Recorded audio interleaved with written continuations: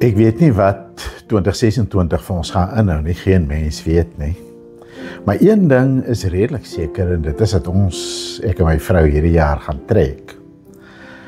Van 'n groot pastorie na 'n kleinerige woonstel en dit bring natuurlik die vraag van wat vat ons saam, wat los ons agter, wat is belangrik? Dit bring daai vraag baie sterk na vore.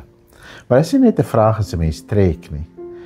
Dis 'n vraag, dink ek, vir die nuwe jaar ook. Wat wil ek in die nuwe jaar met my saamvat? Wat wil ek agterlos? Wat is eintlik belangrik? Kom ons luister 'n bietjie na hoe Paulus vir die Filippense hieroor skryf. Filippense 3 vers 7. Maar alles wat vir my wins was, reken ek nou as verlies ter wille van Christus. Inderdaad reken ek alles as verlies, ter wille van die uitnemendheid daarvan, om Christus Jesus my Here te ken. Ter wille van hom het alles vir my 'n verlies geword en beskou ek dit as vullis, sodat ek Christus as wins kan verkry en in hom bevind kan word, nie met my eie geregtigheid op grond van die wet nie, maar met die geregtigheid deur geloof in Christus, die regverdiging wat van God kom deur die geloof, sodat ek Christus kan ken, die krag van sy opstanding, die verbondenheid met sy lyding, deur aan sy dood gelykvormig te word, en ek so hoe dan ook die opstanding uit die dood kan bereik. Nie dat ek dit al verkry het of reeds volmaak is nie, maar ek streef daarna om dit my eie te maak, omdat Christus Jesus my reeds sy eie gemaak het. Broers, ek reken nie dat ek dit self reeds my eie gemaak het nie, maar een ding doen ek. Ek vergeet die dinge wat agter is en strek my uit na wat voor lê. Ek beer voort na die wenstreep om in Christus Jesus die prys van God se roeping van hom hoog te bekom. Laat ons wat geestelik volwasse is so hieroor dink. Maar as julle anders hieroor dink, sal God dit wel aan julle bekend maak. In elk geval, laat ons die pas volhou in ooreenstemming met dit wat ons bereik het. Nou, as 'n mens dink oor wat jy moet jou saamvat en wat jy agterlaat, is die belangrike vraag natuurlik, watter waarde heg jy aan dinge? En ek het vanoggend 'n storie gelees wat Fred Craddock vertel het, 'n Amerikaanse teoloog. Hy vertel van 'n sendeling egpaar met 2 kindertjies wat in China was hier na die Tweede Wêreldoorlog, so in die tyd van die kommunistiese oorname, wat skielik die boodskap gekry het van die kommunistiese regering, dat hulle onmiddellik uit die land uit moet gaan. En dat hulle net 200 pond, kom ons sê net maar so rondom 100 kilogram, met hulle kan saamneem. Dis al wat hulle kan saamneem. En toe moet hulle natuurlik nou begin dink, wat los ons, wat hou ons? Gaan ons boeke vat, gaan ons boeke los? Gaan ons dit vat, gaan ons dit los? En hulle het die noodsaaklike uitgesit en toe nou begin dink, maar hierdie vaas, dit moet toch saamgaan, maar dis ouma se en is 'n erfstuk, ons het sentiment daarin, ja, die tikmasjien is splinternuut, ons kan dit nog baie gebruik, ons kan nog waarde, en so het hulle afgeweeg en gemeet en gepas, en net mooi by die 200 pond uitgekom. Toe kom die soldate daaraan. En die soldate sê vir hulle, goed, is julle reg, is dit wat julle wil vat? En hulle sê, ja, dis net mooi 200 pond, en die soldate sê vir hulle, maar het julle kinders geweeg? En hulle sê, nee, ons het nie geweet nie, hulle sê, nee, julle kinders is ook deel af van. En onmiddellik, toe hulle die kinders moet byweeg, toe is ouma se vaas en die nuwe tikmasjien, en die boeke en wat ook al, onbelangrik, want hulle dit herwaardeer. Skielik het hulle besef, maar wat belangrik is om saam te vat, is nie die goed nie, maar is hulle kinders. So iets het met Paulus ook gebeur. Hy het 'n klomp goed wat gehad, wat hy met hom saamgevat het op sy pad. Goeie goed en slegte goed.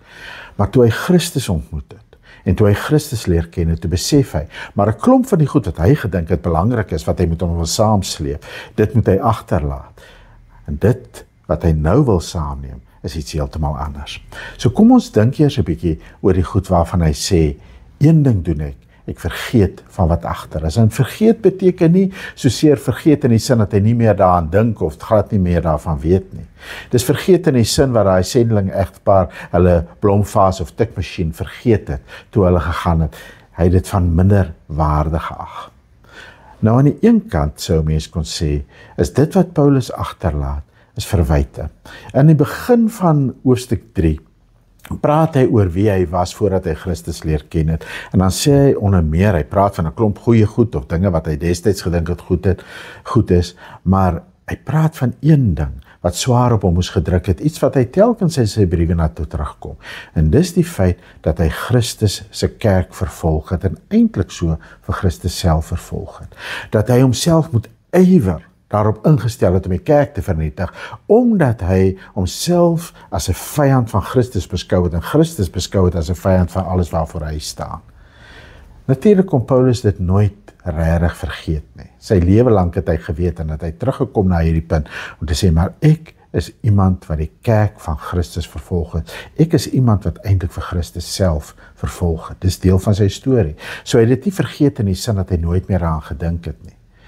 Maar terselfdertyd is dit duidelik dat Paulus dit agterlaat. Dat hy verwyte daaroor, skuldgevoel daaroor agterlaat. Hoekom? Omdat hy weet hy is in Christus vergewe. Hy is vergewe op grond van wat Christus aan hom gedoen het, vir hom gedoen het. Vergewe op grond van die kruis en die opstanding van Christus. En hy het 'n geregtigheid, hy is vrygespreek, hy het 'n geregtigheid wat hy nie verdien nie, maar wat amper is soos 'n nuwe skoon kleed wat God vir hom aangetrek het, toe hy in Christus geglo is en Christus ingedoop is en 'n volgeling van Christus geword het. Toe kon hy daardie ou vuil klere van iemand wat 'n vyand van Christus is, kon hy agterlaat, dis verby, dis klaar, en hy kon die nuwe kleed van 'n mens in Christus aantrek.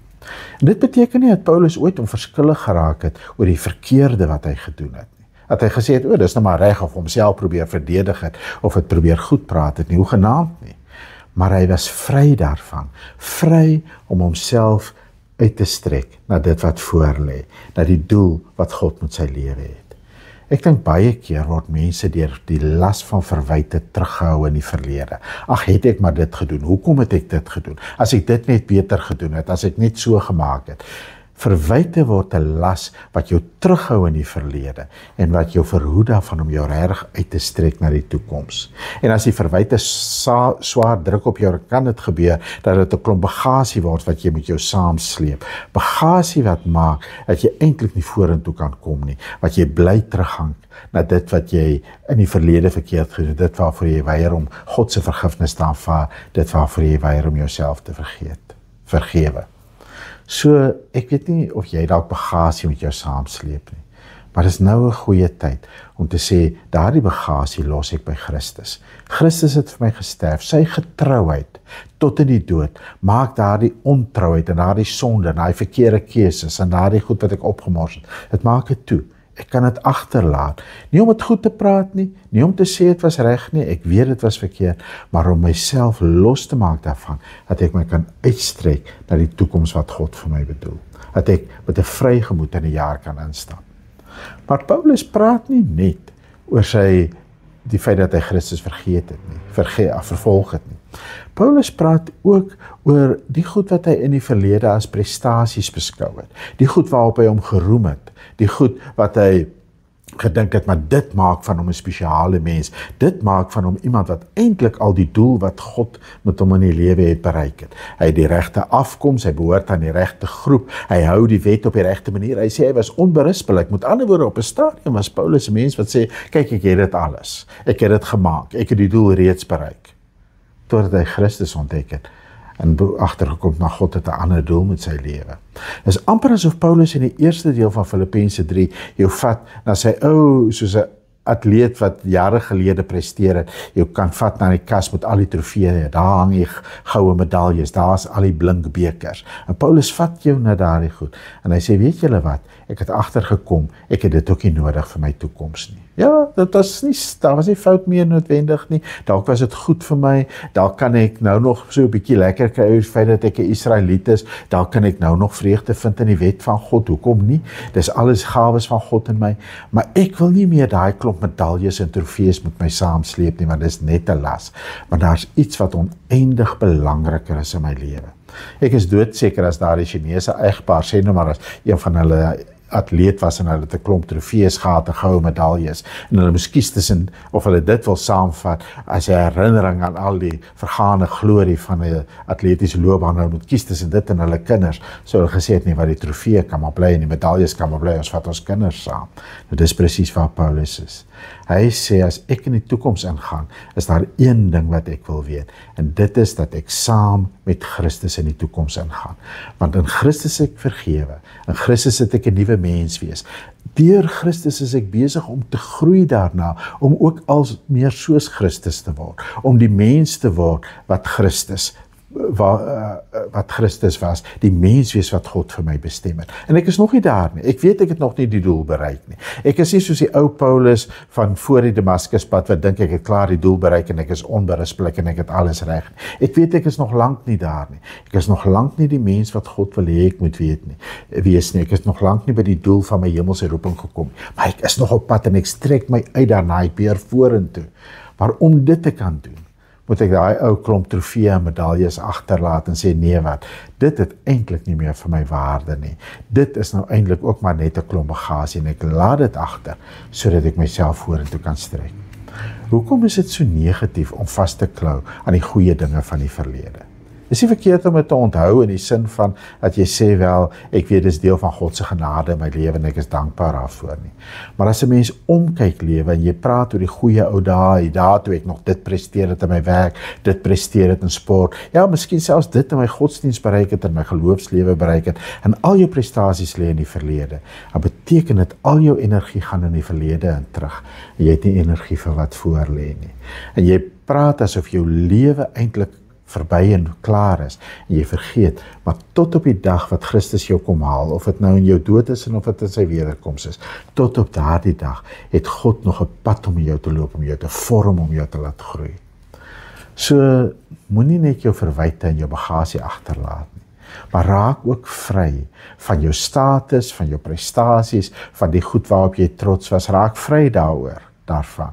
Moenie aanhou om daai medaljes blink te vryf nie, en draai jou om, en vra Here, wat wil U in hierdie jaar in my lewe bereik? Waarmee is U besig in my lewe? Hoe wil U my vorm? Hoe wil U my laat groei? Hoe kan U my nader bring aan die doel wat U vir my in Christus gestel het, om 'n mens te word wat waarlik lewe na U beeld, wat uit U liefde, waarlik U liefde ook uitlewe. Amen. Kom ons bid om die seën van die Here. Mag die Christus, wat jou reeds syne gemaak het, jou ook al meer vorm, dat jy sy menswees joune maak. Mag die liefde van die Vader jou so oorrompel, dat jy al hoe meer na sy beeld gevorm word, om dieselfde liefde wat hy in Christus aan jou bewys het, uit te leef na ander.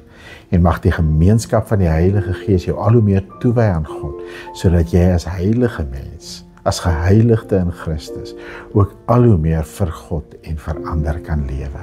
Amen.